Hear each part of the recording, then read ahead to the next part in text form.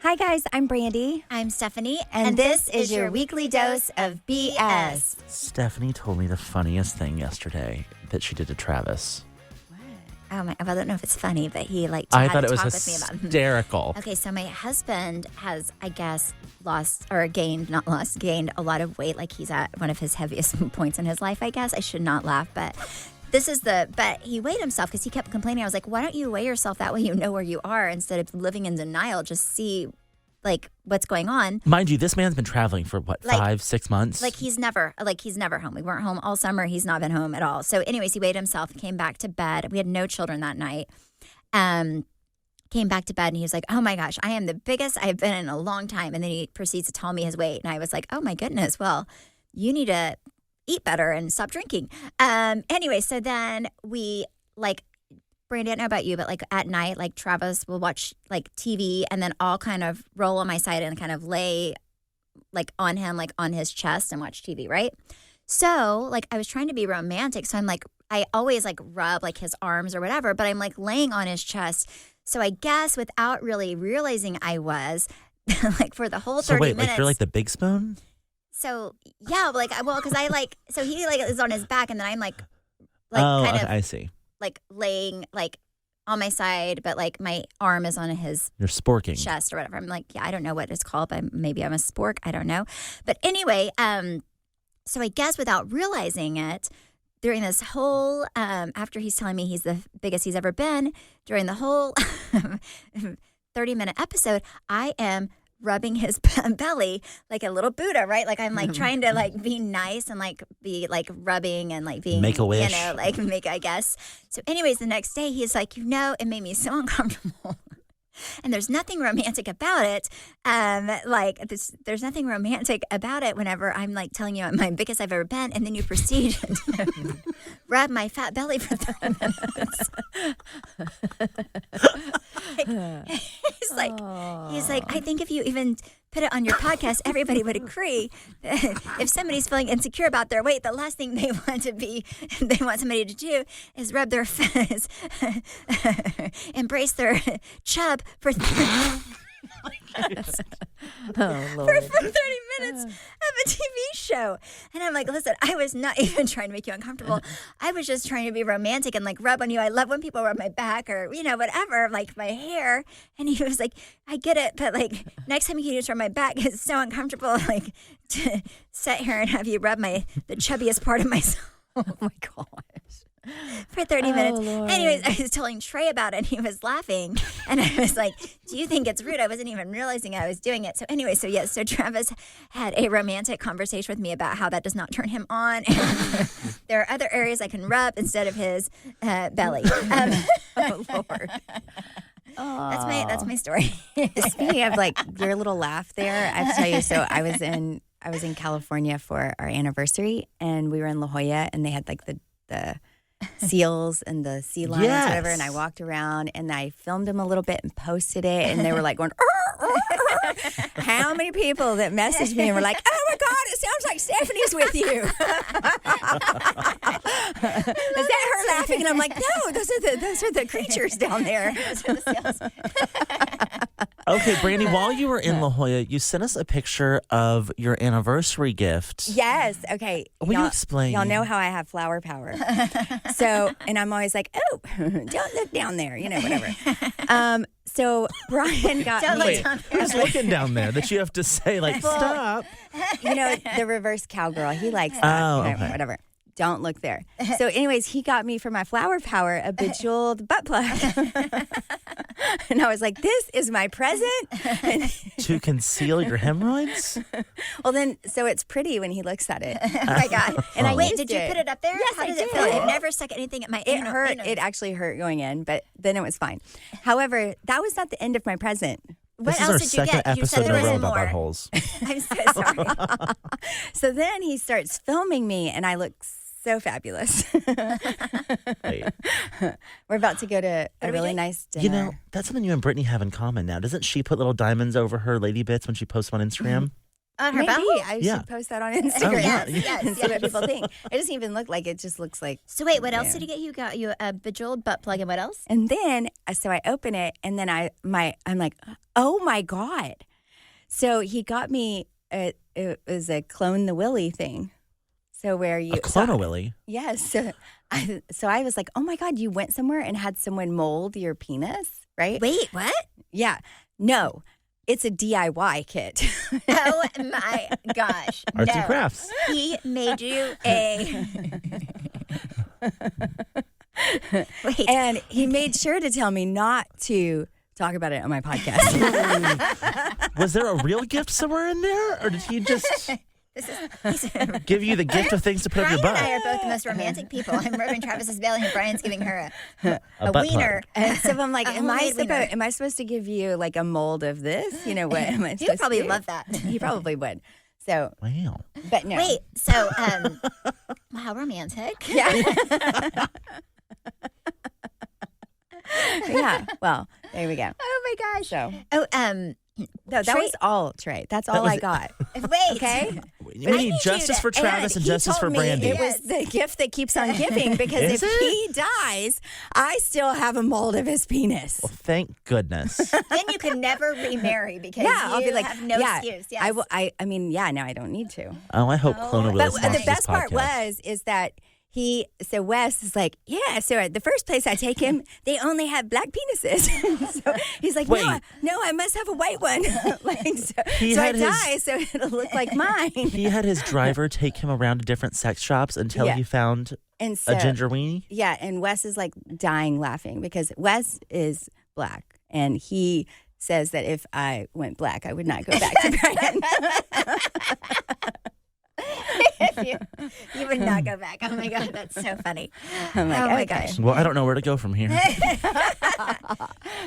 So wait, was Brian like excited to give this to you? Like, did you build it up like it was this amazing, thoughtful? Yes, and expensive everybody gift? knew about it but me. So, yeah. But Was he more excited than you were about this gift? he was so excited. And then he said he was going to deny it. Okay, well, Oh, what but- did you get him?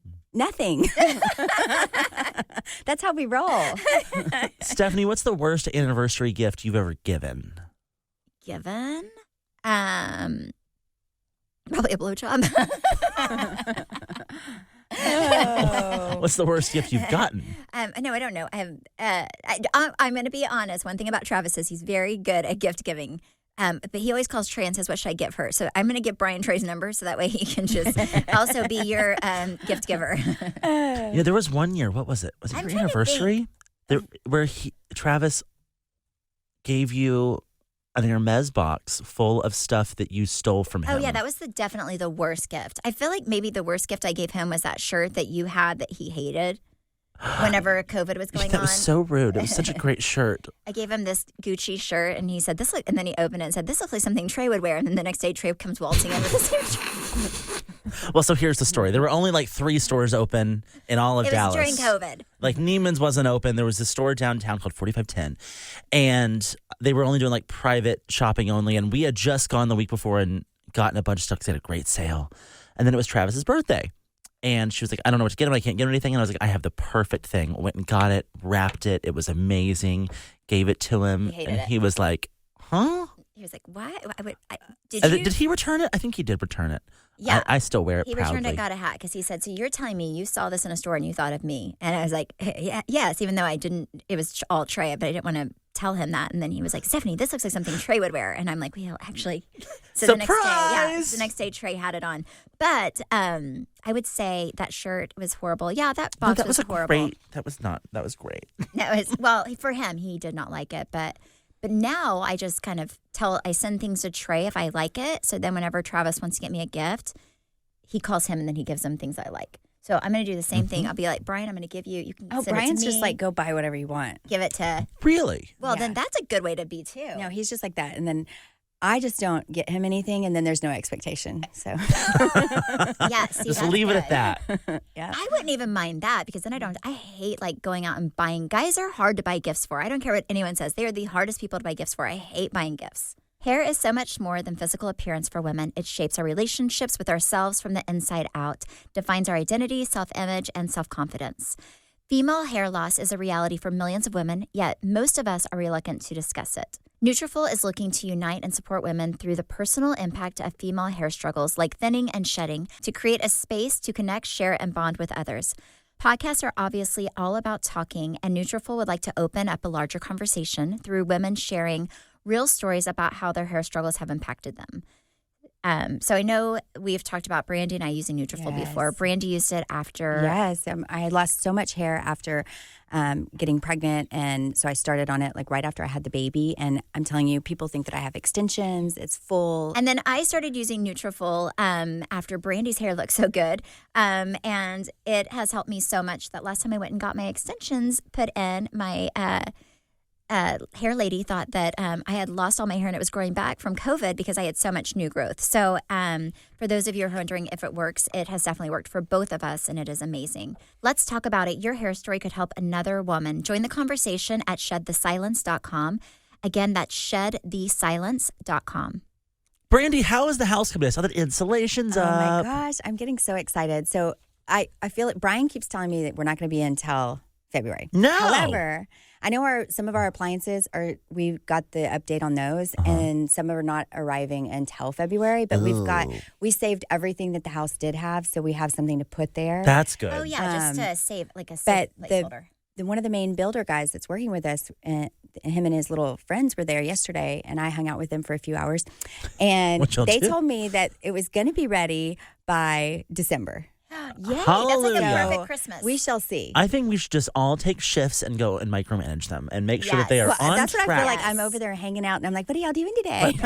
How's the schedule looking? If they're having a lunch break, you're like, yeah, they're like, the cabinets are coming in, and all like. Oh, if the cabinets are coming in, you're moving pretty swift. Yes.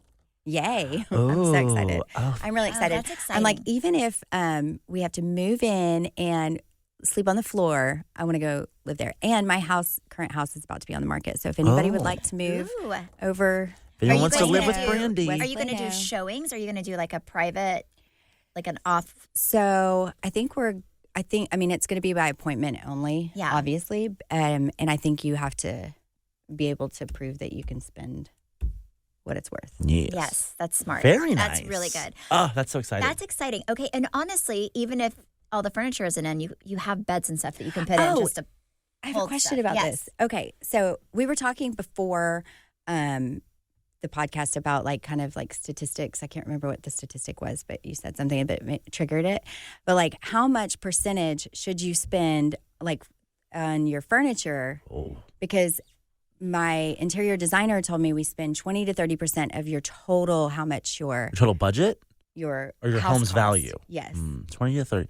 So I'm like, so then I did the calculation and I was like, oh my God. So you're telling me I have to spend over $1 million on furniture? No way. That's crazy. Your interior designer's taking you for a ride. If she's saying that, and you can tell her I said that, because that's not what you should do. You know her. Yeah. Well, do I know her? I'll tell her for you.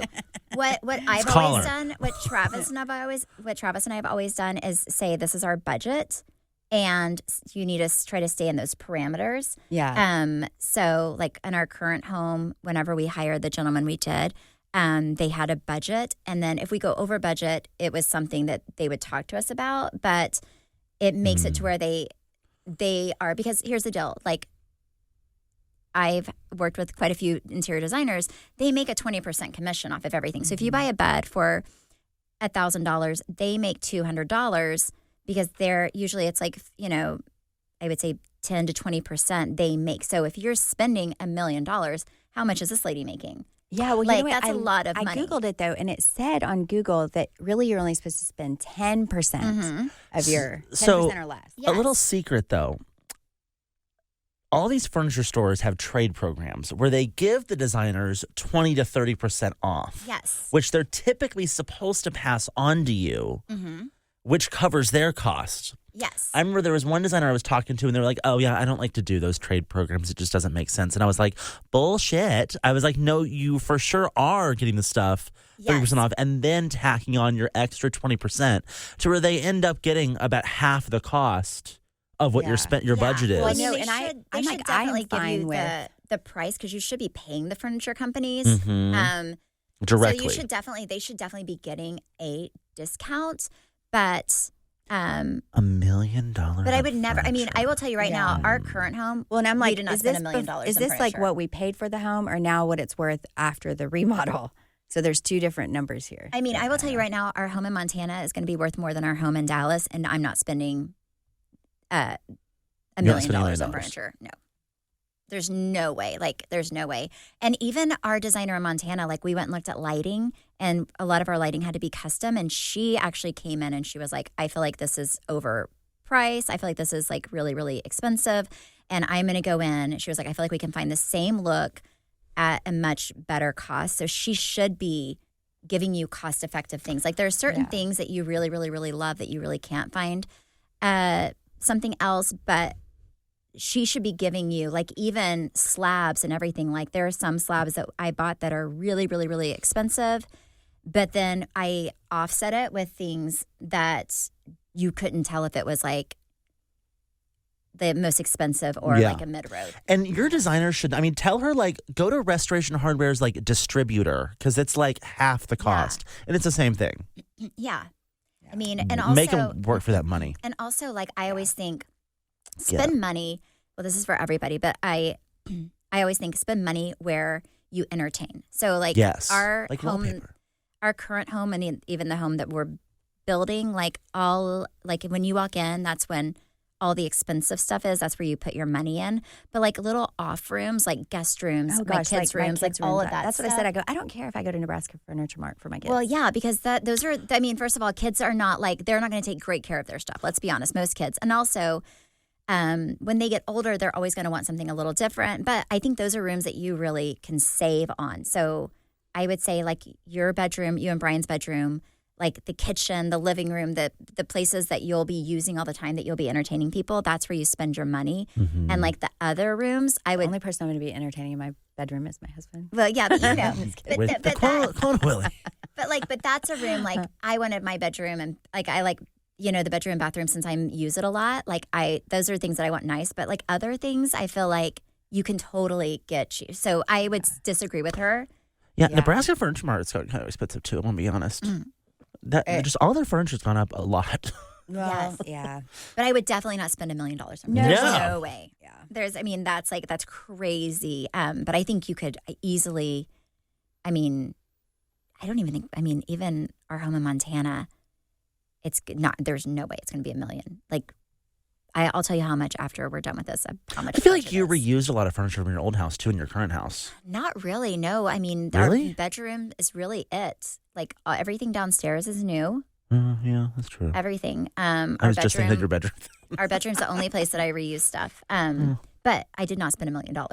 That's true. And all of our rugs had to be custom made, everything, and I did not spend $1 million. So just to let you know, tell her. No, I'm glad I asked, because I'm be like, Stephanie said. Have her Tell call her her. to call me. I'll be like, listen. How much furniture have you already bought? So, well, I've gotten like basic stuff. Like, have you ordered like couches and stuff yet? So that was the thing, is that we had not. Oh, And so- she's trying to sell you $20,000 couches, Yes. isn't she? I mean, I don't know. Well, Brian and I went and looked when we were in California too, and I made some connections there with good. where they can ship and we not pay the taxes. Yeah. Oh, very nice. See, that's good. Yes. But yeah, just we'll talk afterwards. But yeah, I definitely. But if you think about it, like, I'm guessing it's 20% is what she takes, but 500,000. She's making a pretty good chunk of change if she's making 20%. Yeah, she is. Oh my gosh. So, you know, that's real good.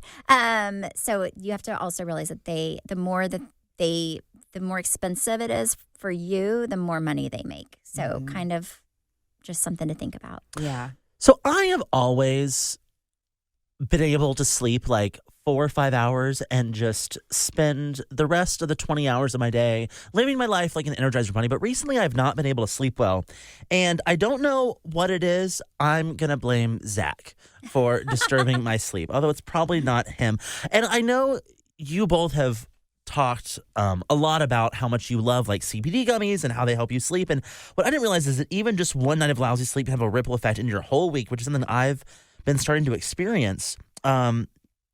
And recently, the podcast gods sent one of our newest sponsors in the mail to us. It's Next Evo. They have some incredible products that I have tried over the last week. And oh my goodness, it has helped some of my trouble sleeping substantially. They have 2 great sleep products. One is the Triple Action Sleep Capsules, and then they also have the Sleep Support CBD Complex Gummies. Both are designed to help you get the rest that you need to wake up feeling refreshed, and I really have, which, like, me not waking up refreshed really bothered me for a minute. What I love is that Next Evo's Sleep CBD solution helps you get a more refreshed sleep naturally. Their premium THC-free CBD features Smart Sorb technology with 4 times better absorption than normal CBD. That is a big thing I did not realize, is the 4 times better absorption. Or you can try their delicious strawberry-flavored CBD Support Complex Gummies with fast-acting melatonin that helps you fall asleep quickly. Here's the thing. Not all CBD is created equally. With most CBD products, it's a mystery if you're even getting what's on the label, because sometimes it's just like diluted and you only get like 10% of the CBD in some of those gummies, I've learned. Get a better night's rest with sleep CBD solutions from Next Evo Naturals. For up to 25% off subscription orders of $50 or more, use promo code WeeklyDose at nextevo.com. That's NEXTEVO.com. Promo code WeeklyDose. Oh my gosh, speaking of sleep, so we had our member guest party. It's a golf tournament at our club, and I had a really good time. I even found a couch in a locker room and took a nap and then went back out and started partying. However, Brian's friend that came in town to play in it with him, he got a little tipsy. And, you know, some people are a lot older, a little bit more conservative. Some people are a lot older. A little bit more conservative, I guess you could say. So there was a couple, and she was coming in to meet her husband, and she was probably, in her 60s or whatever. And our friend got up to give her seat, his seat. And so when he got up, she was like, "Oh, well, thank you." And he was like, "Yeah, it's cool. You just gave me a boner." Oh my God. Huh? And then, so this happened, whatever. So then it was like the rest of the weekend, everybody was like, "Whose friend is that?" And I was like, "I don't know who he is."